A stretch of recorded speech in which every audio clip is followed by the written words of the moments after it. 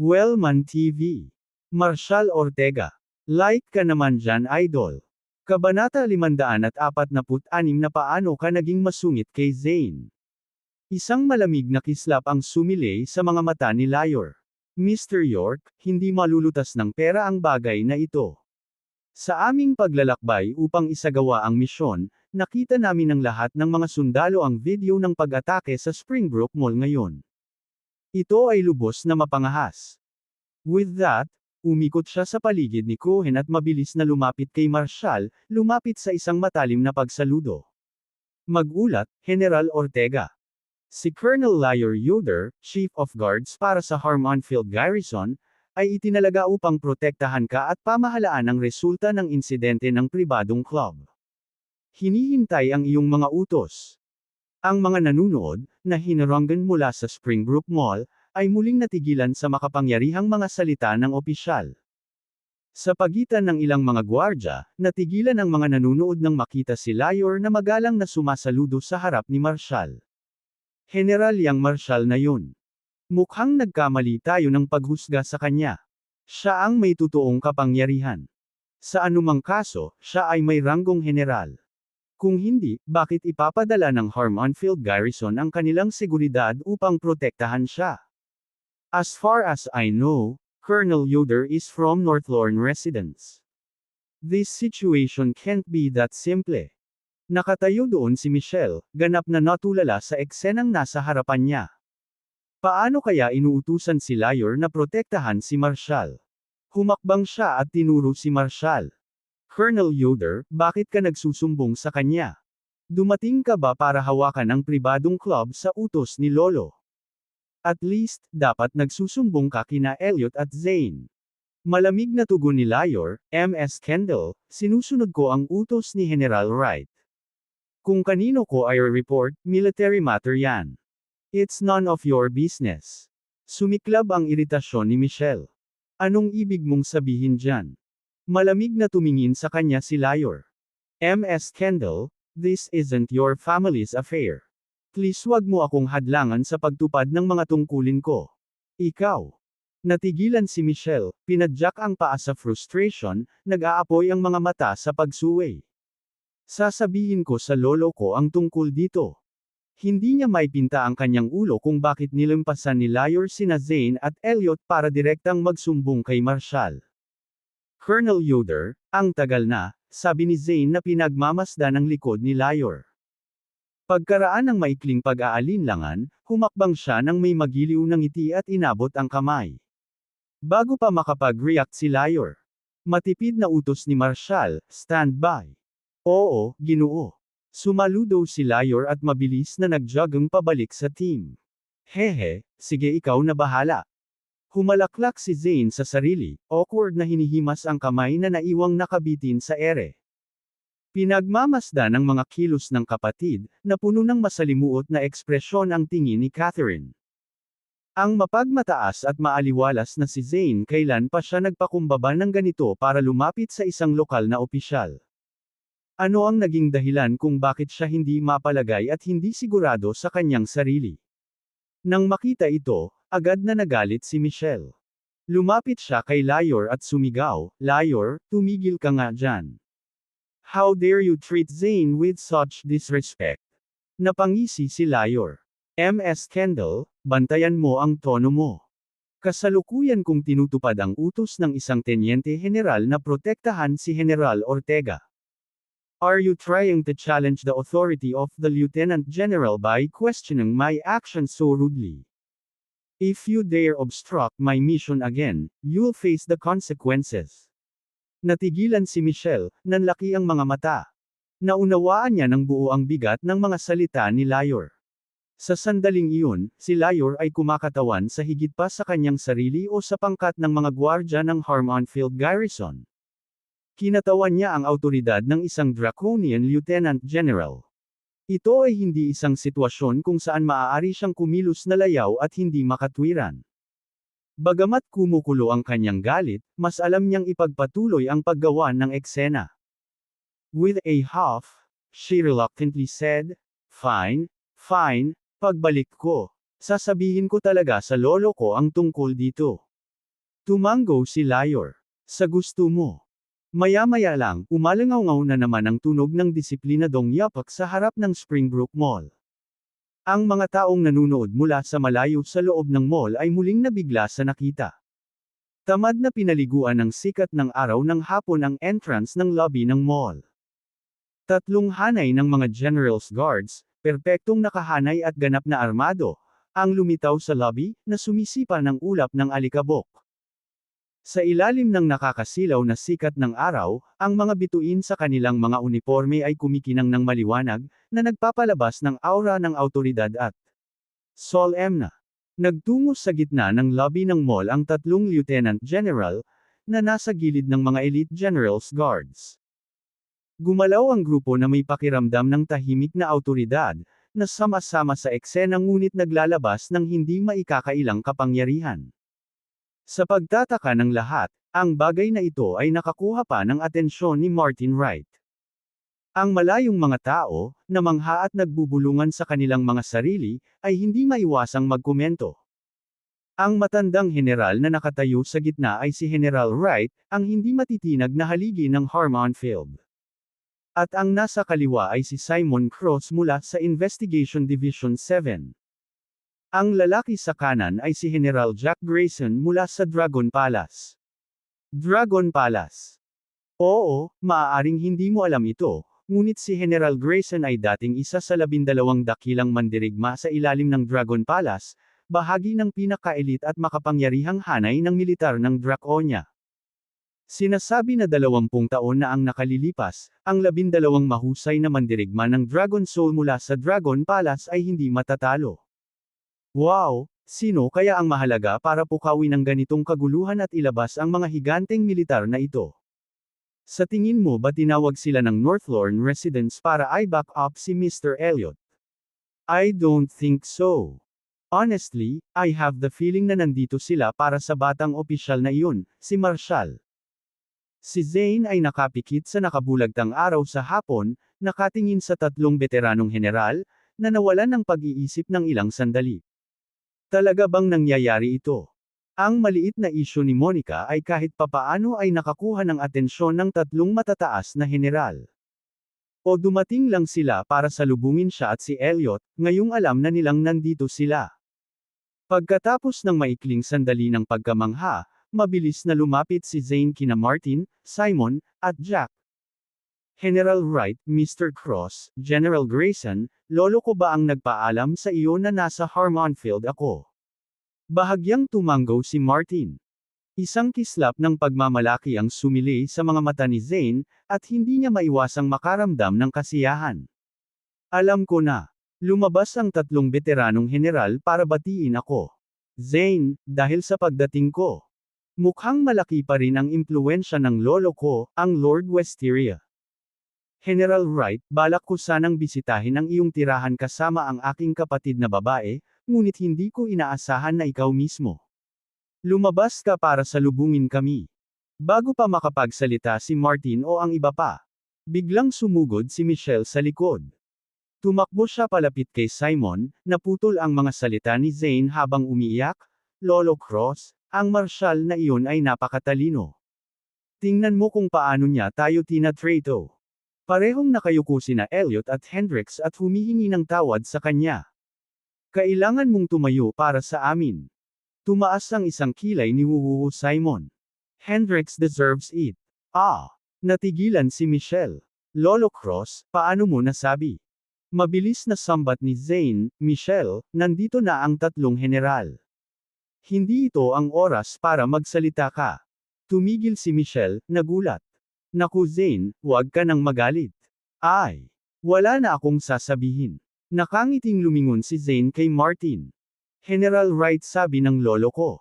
Bahagyang kumunat ang noo ni Martin. Zane, mayroon kaming mga kagyat na bagay na dapat asikasuhin sa ngayon. Kapag naayos na ang lahat, magkakaroon kami ng oras para makahabol. Kabanata 547. Kung hindi papatayin ang mga babaeng ito ay isang kawalang katarungan. Labis na napahiya si Zane, sa kanya lang napagtanto na tila hindi siya pinansin ni Martin. Awkwardly lang ang naisagot niya. Okay sige, bahala na muna tayo.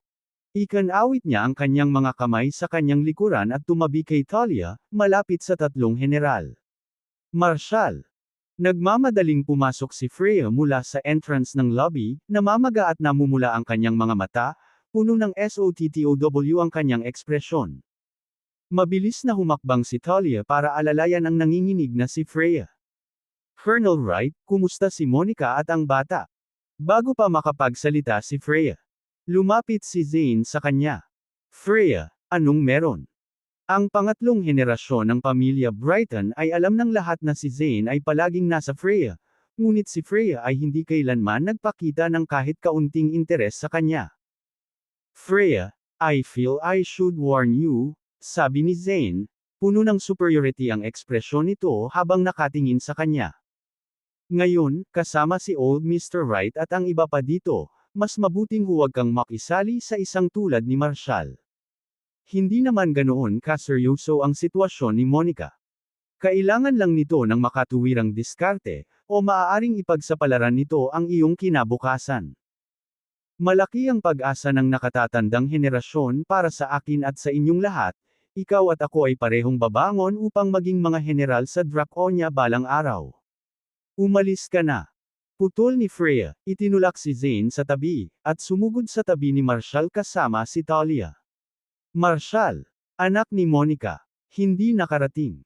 Pagkatapos, biglang umapaw ang mga luha ng malakas at matigas na labanan, na hindi mapigilan. Ang lobby ng Springbrook Mall ay nahulog sa isang biglaang, nakasusuklam na katahimikan, ang uri na nagpabilis ng tibok ng puso ng isang tao. Ang linya ng mga gwardya na nakatayo sa atensyon ay nagpalabas ng galit na kasing tindi ng isang bulkang handang sumabog. Dugo at namatay sa mga linya sa harap, habang ang asawa at mga anak ay pinahiya ng masasamang tao. Ang mga manggagawa ng kasamaan, na hindi nagsisisi, ay patuloy na ipinagmamalaki ang kanilang kapangyarihan at pagmamataas sa walang kahihiyang pagsuway.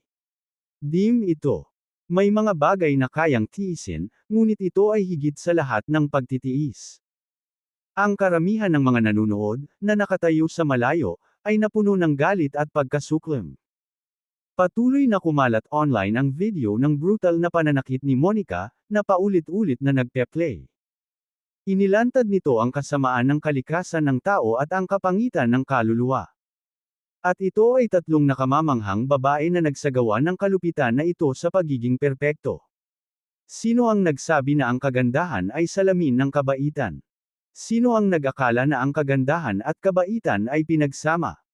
Sa likod ng nakasisilaw at walang kapintasang panlabas ay isang makamandag, parang alakdan na puso, na itim at baluktot na hindi mapaniwalaan. Kung ang gayong masasamang tao, pagkatapos na gawin ang kanilang karumaldumal na mga gawa, ay maaari pa ring payagang makalakad ng malaya, kung gayon ano sa lupa ang punto ng pag-iral ng mundong ito.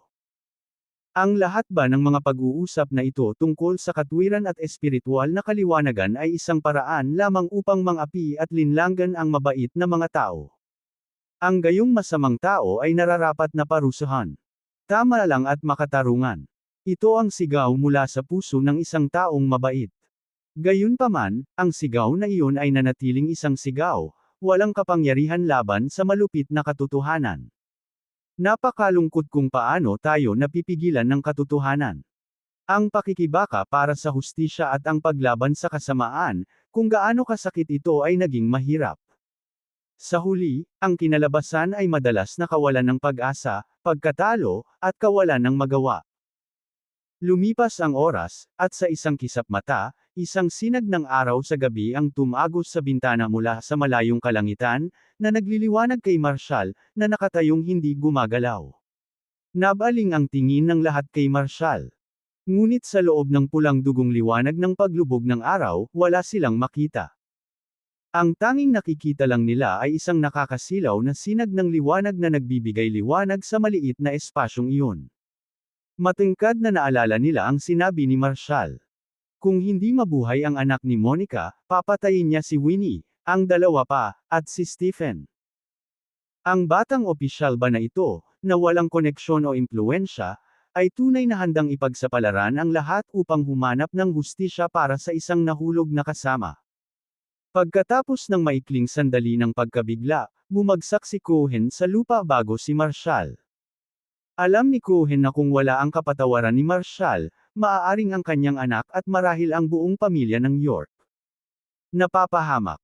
General Ortega, lubos kong ikinalulungkot ang nangyari kay Monica. Sinaktan siya ng aking mga empleyado, at sisiguraduhin kong marahas silang haharapin at ibibigay sa mga awtoridad.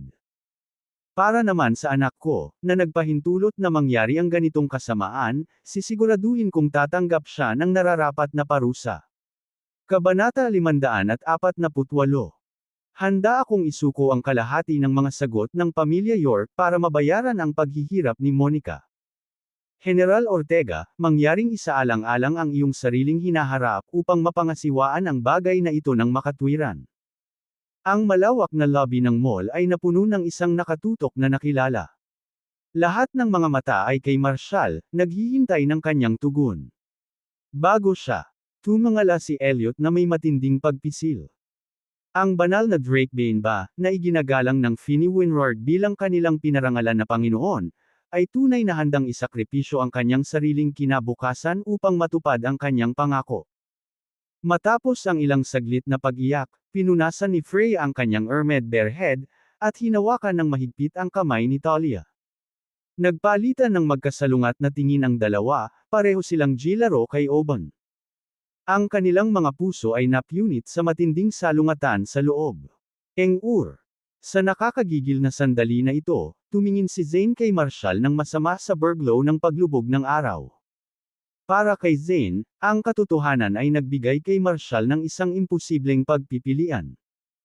Kung mabibigo si Marshall na tuparin ang kanyang salita, mawawalan siya ng respeto at awtoridad sa loob ng militar. Gayunpaman, kung si Marshall ay tumupad sa kanyang pangako, kahit na ito ay nagdala sa kanya ng labis na palakpakan, ang kanyang karera ay masisira, na nag-iiwan sa kanya ng walang pagkakataon na umabant sa militar. Ang paglubog ng araw sa gabi ay kasing pula ng dugo at nagninangas na apoy. Sa gitna ng masalimuot na tingin ng karamihan, dahan-daang kumuha ng basang panasan si Marshall at sinimulang patayin ang kanyang mapatla at malinis na mga kamay. Inangat niya ang kanyang mga mata kay Cohen, na nakaupo sa lupa sa harap niya. Lagi kong iniingatan ang aking mga magulang. Kung hindi papatayin ang tatlong masasamang babae, paano natin pararangalan ang mga magigiting na kaluluwa na damyugo at namumula? Tayo. Ikaw. Inihagis ni Marshall sa hangin ang basang pamunas at itinuro si Winnie. Masama kang babae, Day. Si Winnie, umiiyak, ay pilit na nagsusumamo para sa awa. Bago pa man siya makapagsalita. Basag. Nabali ang leeg ni Marshall. Pagkatapos, inihagis niya ang kanyang katawan sa hangin at ibinagsak siya ng malakas sa haligi ng lobby ng shopping mall. Nabasag ang bungo ni Winnie sa impact, tumalsik ang utak niya nang mamatay siya sa isang malagim na kamatayan sa gitna ng lobby. Sa isang iglap, ang Springbrook Mall napunta sa isang nakakatakot, malaimpyernong eksena. Ang dalawa pang babae ay sobrang natakot kaya naupo sila sa sahig. Sa dalawang matulin at mapagpasyang hakbang, tinapos ni Marshall ang kanilang masamang buhay ng walang pag-aalinlangan. Isang matinding katahimikan ang bumalot sa hangin sa loob ng 2 mahabang minuto, bago ibinaling ng lahat ang kanilang gulat na mga mata kay Marshall, naligo sa paglubog ng araw. Naglakas loob ba siyang patayin ang 3 hamak na babaeng iyon? Tinitigan ni Freya at Talia ang gwapong mukha ni Marshall, nag-aapoy sa tindi ang kanilang mga titig. Sa namamatay na liwanag ng paglubog ng araw, may nakikita sila sa mga mata ng malakas at walang malasakit na lalaking ito. Sa sandaling iyon, isang kristal na tinatawag na luha ang kumikislap. Marshall. Hinawakan ni Freya ang kanyang braso, ang kanyang mga mata ay puno ng luha. Sa sandaling iyon, gusto niyang yakapin ng mahigpit ang lalaking ito at sabihin sa kanya ng personal, ikaw ang aking bayani. Mapahamak ka man, sirain mo man ang lahat ng iyong kaluwalhatian, susundin kita ng walang pag-aalinlangan, lahat ng daan sa dulo. Si Talia, na puno ng emosyon, ay sumubsob sa mga bisig ni Marshall. Mr. Ortega, ako. Gusto kong umiyak. Si Zane, na pinagmamasdan ang magandang figure ni Freya, ay nakaramdam ng matinding pagkibot sa gilid ng kanyang bibig, at isang malamig na malisya ang kumikislap sa kanyang mga mata. Humakbang siya pasulong, malamig ang boses habang sinasabi, "Marshal, bilang opisyal ng militar, dapat mong kontrolin ang iyong emosyon. Ang pagpatay sa inosente ng walang dahilan ay magdadala sa iyo sa tribunal ng militar." Marahang tinapik ni Marshal ang balikat ni Talia, dahan-dahan siyang itinulak palayo. "Pagmamasid sa kasama ng aking nahulog na kasama na inaabuso, at ang hindi pa isinisilang na bata ay nawala. Wala na akong pakialam sa katwiran. Ang hayaang mabuhay ang masasamang babaeng ito ay labag sa lahat ng tama." Ding! Tumunog ang telepono ni Freya, at lumabas ang isang mensahe mula sa ospital: namatay si Monica dahil sa matinding pagdurugo. Mangyaring pumunta sa ospital upang gumawa ng mga kaayusan sa libing. Marshal! Bumagsak si Freya, naglaho ang kanyang emosyon. "Monica! Namatay dahil sa napakalaking pagdurugo." Ha! Tumulo ang luha ni Talia. Kumaibot ang mga labi ni Marshal sa hindi mapigil na galit, ang kanyang mga mata ay nag-aapoy sa sobrang galit. Si Cohen, na paralisado ng nakakatakot na layuning pagpatay na nagmumula kay Marshal, ay nanginginig sa takot. Sa sandaling iyon, nakita niya ang isang malamig at mapanirang liwanag sa titig ni Marshal. Tinabi ni Marshal si Zane at humakbang papunta kay Stephen, hakbang-hakbang. Isang malamig, mapanuksong tawa ang pinakawalan ni Zane, bakas ng panunuya na kumikislap sa kanyang mga mata. Isang walang ingat na galaw. Upang itapon ang kanyang maliwanag na kinabukasan para sa isang patay na tenyente, napakatanga. Dali-dali siyang pumunta sa gilid ni Freya para pakalmihin ito. "Freya, makinig ka sa akin. Hindi ka maaaring maging kasing impulsive. Marshal, hindi ka katulad niya. May magandang kinabukasan ka pa. Kung ikaw ay walang ingat tulad niya, masisira mo ang lahat." Inalis ni Freya ang kamay sa galit. "Get lost. Sino ka sa tingin mo, na patuloy na nagdidikta sa akin? How I choose to act is none of your business." Sa nakakakilabot na katahimikan ng lobby, ang mga salita ni Freya ay pumutol sa hangin, na parang isang matalim na hagupit ang nakatusok sa pagmamalaki ni Zane. Namula ang mukha ni Zane, at pilit na tawa ang pinakawalan niya. "Freya, ginagawa ko to para sa ikabubuti mo. Kung susundin mo ang isang walang ingat na lalaki tulad ni Marshal, masisira mo ang iyong kinabukasan." Isang malakas na sampal ang umalangaw sa hangin. Malakas na damapo ang kamay ni Freya sa mukha ni Zane. "Si Marshal ang lalaking pinaka-hinahangaan ko. Hindi ako papayag na bastyusan mo siya." Dumilim ang mukha ni Zane sa kahihiyan. "Freya, pagsisisihan mo ito." Ngumisi si Freya.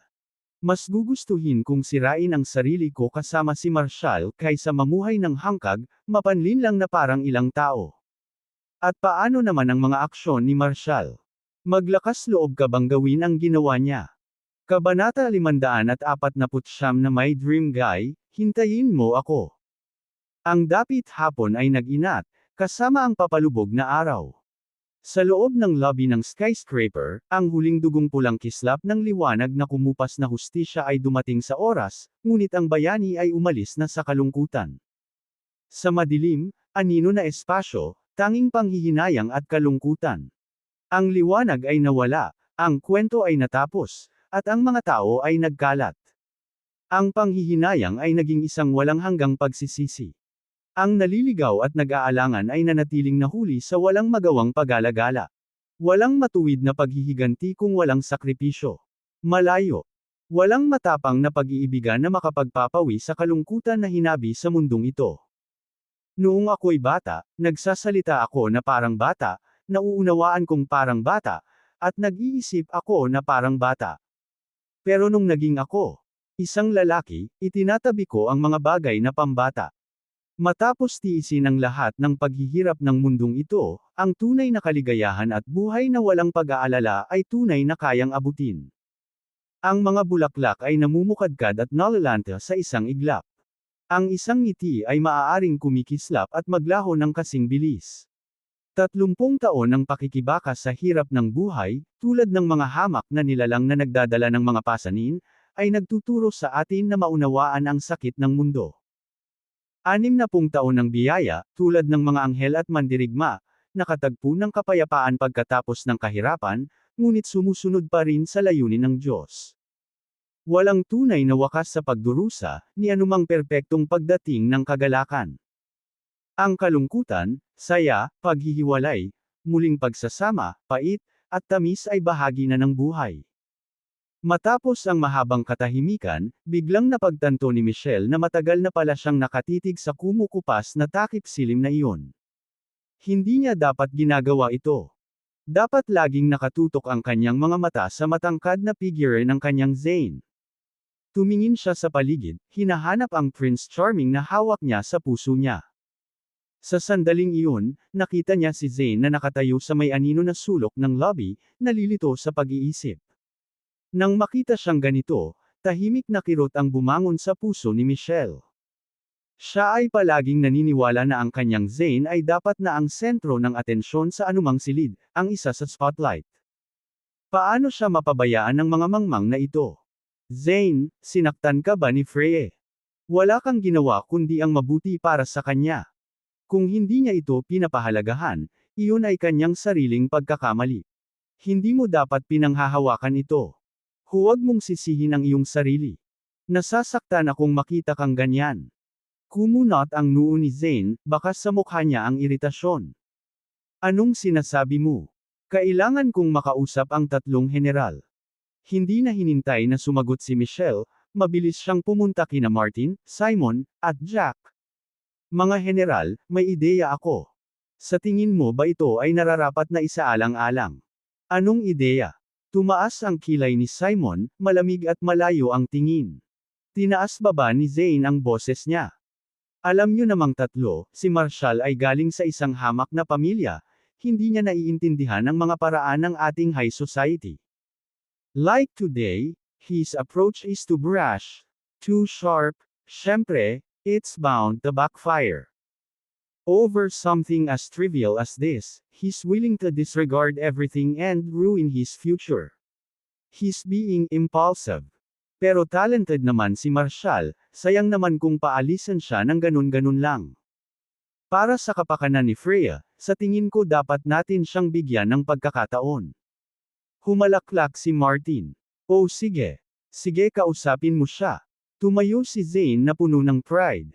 General Wright, pipigilan ko si Marshall ngayon din.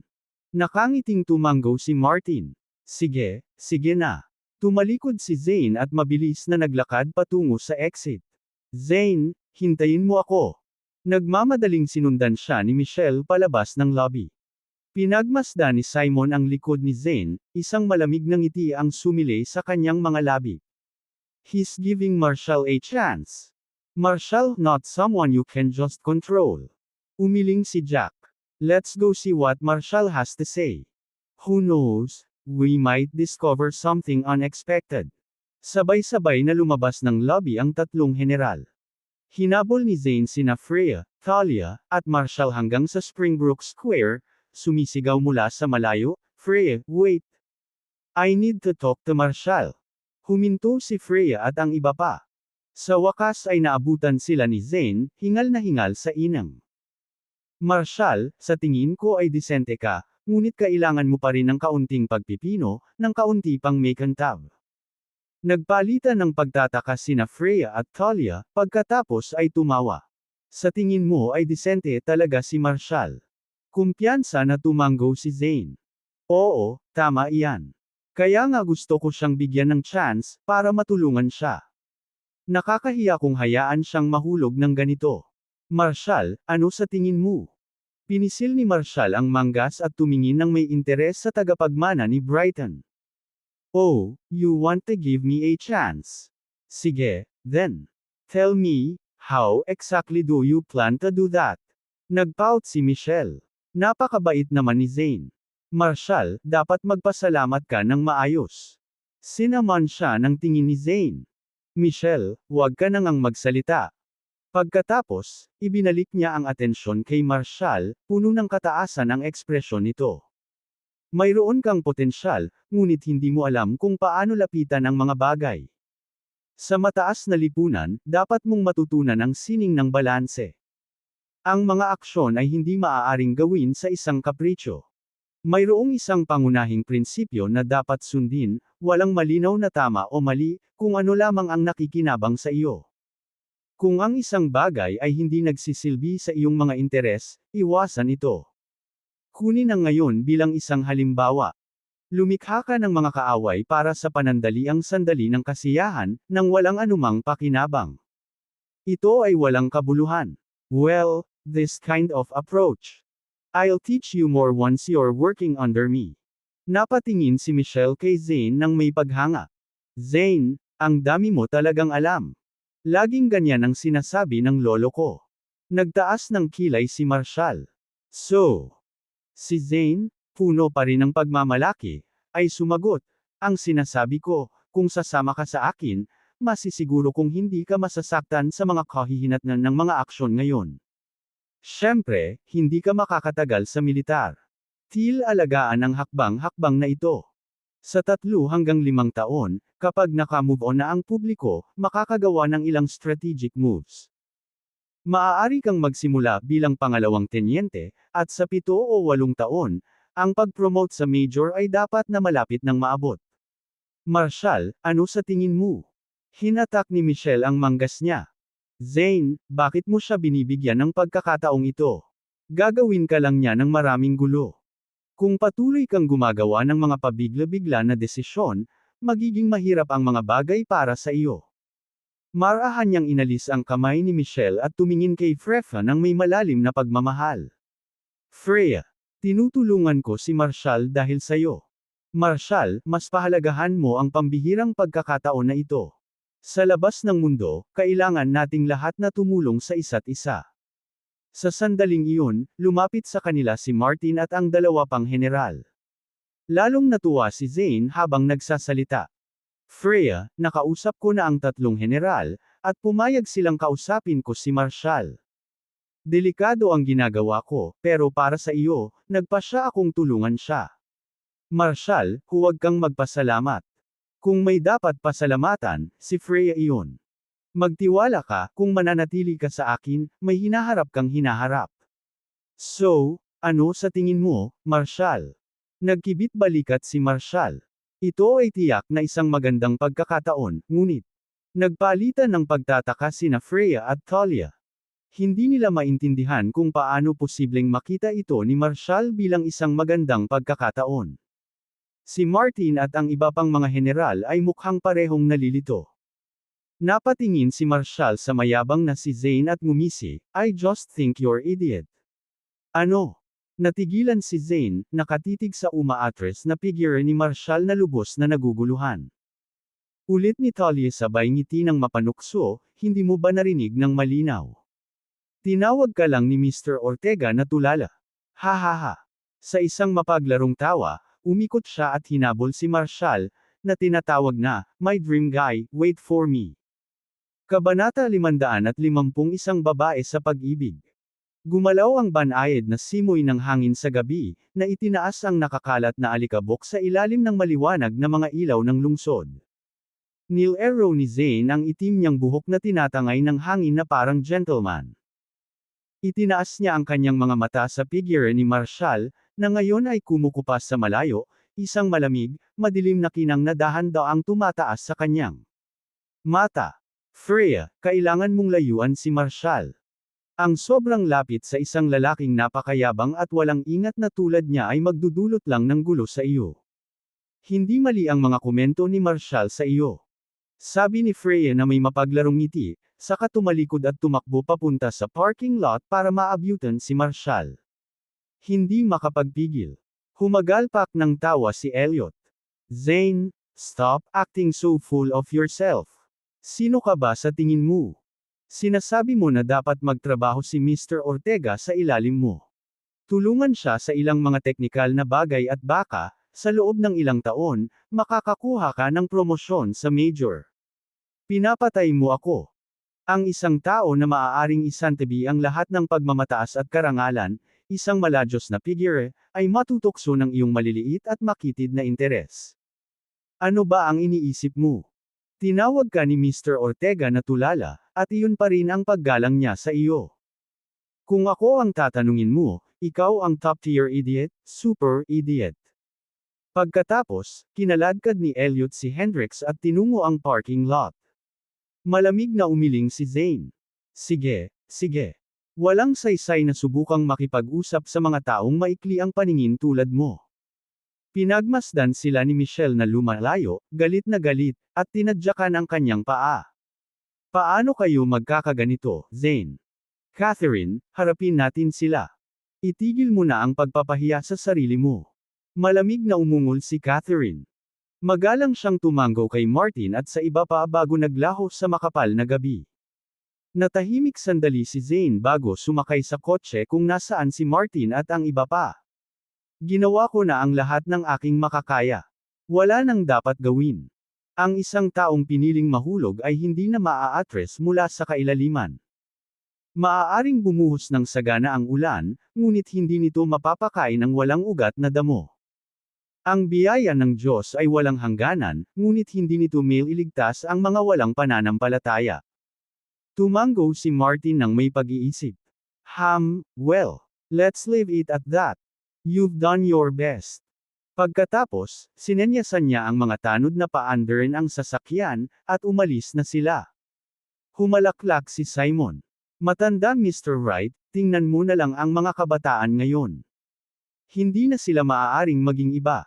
Umiling si Jack. Ang mga nakikita ang katotohanan sa isang segundo at ang mga gumagastos ng kanilang kabuuan. Buhay na hindi naiintindihan ito. Nakatali sila sa ganap na magkakaibang landas. Simon, parang hindi ka pinansin ng anak mo ngayon. Bahagyang kumunat ang noo ni Simon. Ganun ba? I suppose you're right.